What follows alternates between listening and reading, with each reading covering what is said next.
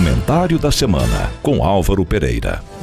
9h05 em mais uma terça-feira, hoje dia 31 de agosto, último dia do mês. Está entrando no ar mais um Comentário da Semana. Clarice Bernardes, bom dia. Bom dia, Pedro Cunha, bom dia a todos os ouvintes da Rádio Gerais FM. Álvaro Pereira, bem-vindo também a mais um Comentário da Semana. Obrigado, Pedro. Bom dia Clarice, bom dia ouvintes da Gerais FM. Bom dia, bom Álvaro, nesta terça-feira, em mais uma edição do nosso Comentário da Semana, o nosso assunto mais uma vez é política, né? E a gente fala principalmente sobre as manifestações agendadas para o dia 7 de setembro, principalmente manifestações pró-Bolsonaro. Quando a gente fala sobre essas manifestações, o que a gente já pode prever e esperar até lá, principalmente no dia 7? Bem, Clarice, há uma expectativa muito grande em torno dessas manifestações programadas para a próxima terça-feira, 7 de setembro, feriado nacional, de apoio ao presidente Jair Bolsonaro. Mas não só de apoio ao presidente, serão também manifestações de apoio às críticas que o presidente vem fazendo aos principais órgãos do Poder Judiciário, ao TSE, que é o Tribunal Superior Eleitoral, e também ao STF, o Supremo Tribunal Federal.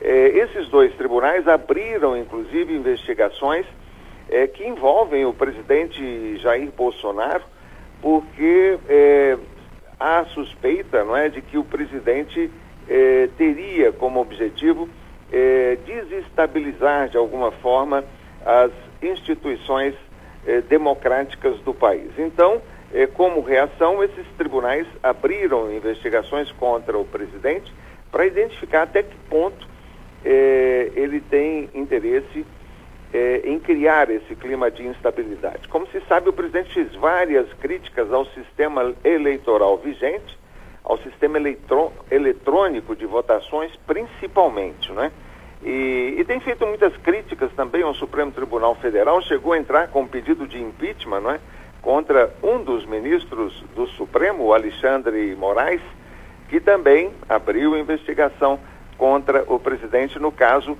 para identificar se ele teria algum envolvimento com essa indústria de fake news que existe hoje no Brasil. E então o clima segue muito tenso na relação entre os poderes, principalmente entre o Poder Executivo e o Poder Judiciário.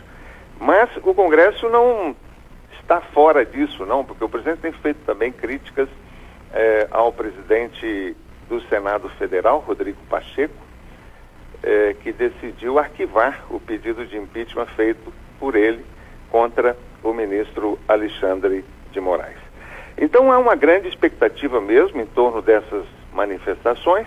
O grupo de apoio ao presidente Jair Bolsonaro acha que vai ser uma manifestação muito expressiva, marcante, assim, em termos de demonstrar força, demonstrar apoio ao presidente nesse momento em que ele está bastante acuado, vamos dizer assim, por essas entidades do Poder Judiciário. Então, vamos aguardar com expectativa essas manifestações, mas uma pesquisa da APExata, uma empresa que trabalha com análise de dados e acompanhamento das redes sociais, das emoções nas redes sociais, confirma que as manifestações do dia 7 de setembro serão bastante expressivas. No mínimo, elas serão iguais àquela manifestação anterior de apoio também ao presidente Jair Bolsonaro e de apoio ao sistema de voto impresso.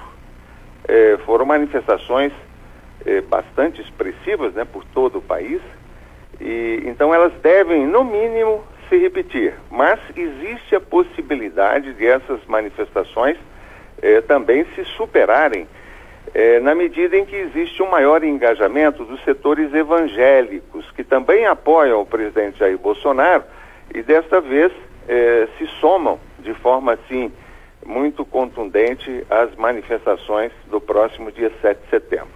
Então, em função desse apoio dos evangélicos, pode ser que a gente tenha aí uma manifestação até maior do que aquelas de apoio ao voto impresso.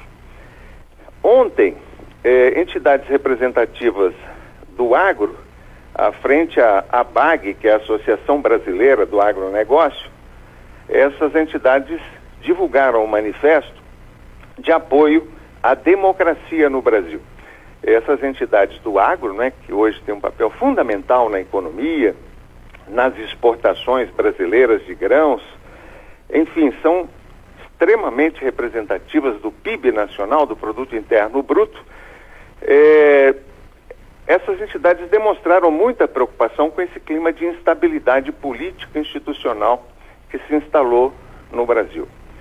E elas fazem um apelo para que os políticos brasileiros se coloquem à altura do país, né? Porque o Brasil hoje é uma das principais economias do mundo, é um dos maiores exportadores de grãos do mundo, né, junto com os Estados Unidos, e essas entidades entendem que esse clima de instabilidade política começa a afetar a imagem do Brasil no exterior. Então isso é muito ruim para a própria economia, para a credibilidade do país. Então essas entidades fazem um apelo para que se respeite a democracia, se respeite a Constituição aprovada em 1988, de 88 para cá. Vários governos se alternaram no poder de diferentes partidos e elas fazem um apelo para que se preserve esse grande patrimônio que é a democracia no Brasil. Então, um apelo forte de entidades que representam um segmento extremamente forte da economia. Vamos torcer, né, para que essas manifestações sejam pacíficas, né?